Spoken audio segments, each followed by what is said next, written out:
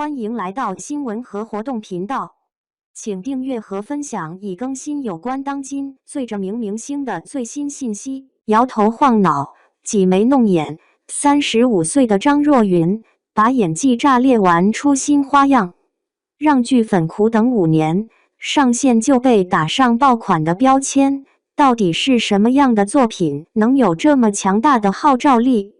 没错，《庆余年》第2季如期而至。播出5集后，该剧的口碑出现了明显的2极分化，而且差评后来者居上，没想到会越来越多。就连配角王楚然的尴尬演技也上了热搜。这才开播第1天，最失败的一个角色已经出现，不少观众吐槽称，画面质感还说得过去，相比第1部没有太大提升，节奏倒是轻快了不少。但预告太多了，这部剧不会是来圈钱的吧？但对于喜欢这部剧的更多观众来说，作品中依然有不少亮点，尤其是男主张若昀，演技一如既往的稳。有观众说，就连摇头晃脑、挤眉弄眼的镜头也都是戏。这一次，35岁的张若昀把演技炸裂玩出新花样。早在第1部的时候，参演《庆余年》的演员就火爆出圈，张若昀的实力得到诸多认可，而配角更是锦上添花般的存在。到了第2季中，这些配角依旧是稳定输出。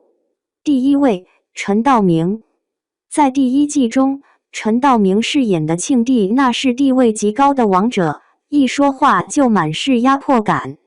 而到了第2季中，庆帝多了几分柔和。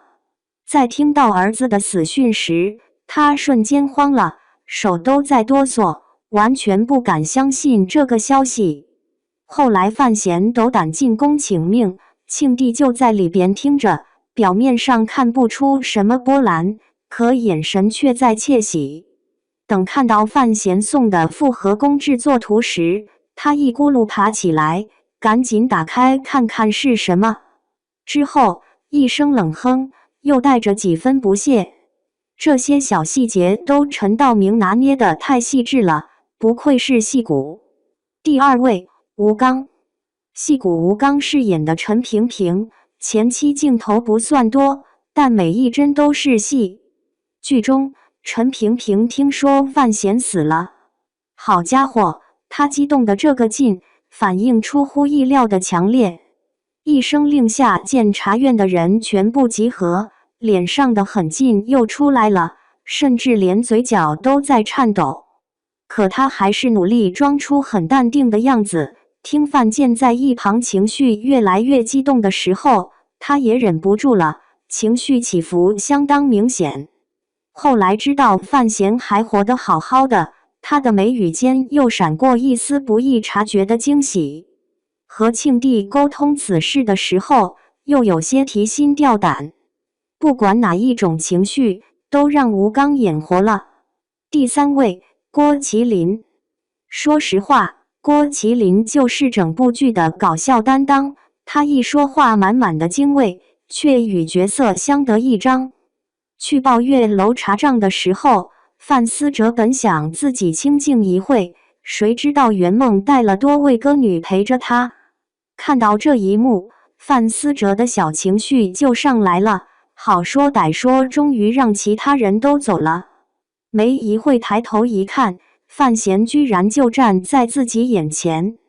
他不敢相信这是真的范闲，小心翼翼地走上前后，用手指头戳了一下，这才喜笑颜开。郭麒麟带来不少幽默元素，表演中也很自然，相比第1季的时候成熟了不少。剧中还有不少出彩的配角，像田雨饰演的王启年，高露饰演的王夫人，王晓晨饰演的圆梦等，给人物群像增添新的笔触。庆余年捧红了谁？张若昀当仁不让，但人家确实有那个实力，演技就是最好的话语权。5年的时间，说长不长，说短不短，张若昀在诸多作品的沉淀中，演技愈发从容。到了第二季中，范闲一出场就多了几分俊朗。或许是因为体态管理有些变化，瘦了一大圈的他更贴合角色本身。除了形象贴切，演技才是打动观众的主要因素。范闲听到卖菜的老金要去抱月楼救自己的女儿，他听完对方的悲惨遭遇后，眼神中满是同情，也夹杂着怒火。这处眼神戏的描写很细致，张若昀很注意这种细节，让观众感受到了角色的情绪变化。按照计划，老金能顺利进入抱月楼，可此时赎金却涨到了1万两。而在这之前，老金遭到毒打，等走出大门口的时候，才几步就倒地身亡，背上全都是伤口。在远处的范闲看到这一幕，他怒火中烧，眼眶也湿润了。他想冲上前去，可被王启年狠狠拽住。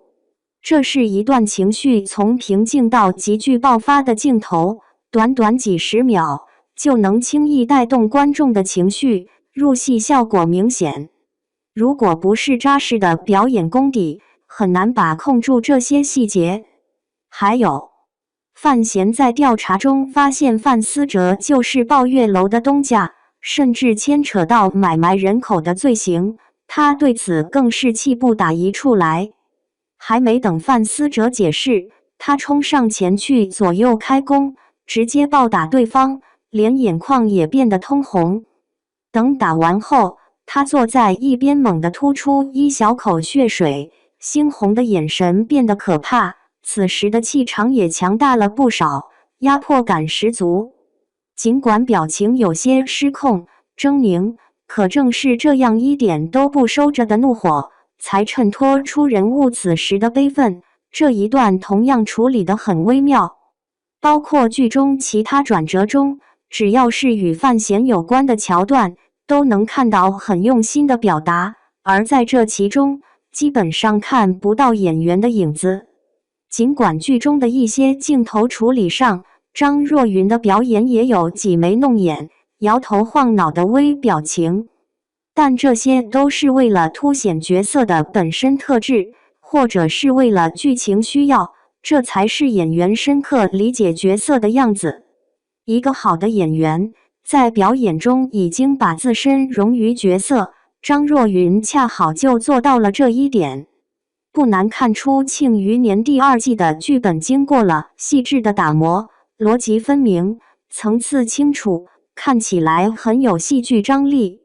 其次，剧中的人物群像丰富，哪怕是配角也有超出预期的表达。男主张若昀不负所期，很多人给他的表达打出了满分10分的成绩，这已经是相当高的肯定。从剧中诸多镜头来看，这一次35岁的张若昀再次把演技炸裂玩出新花样，塑造了一个全新的范闲。那么，你觉得张若昀的演技如何？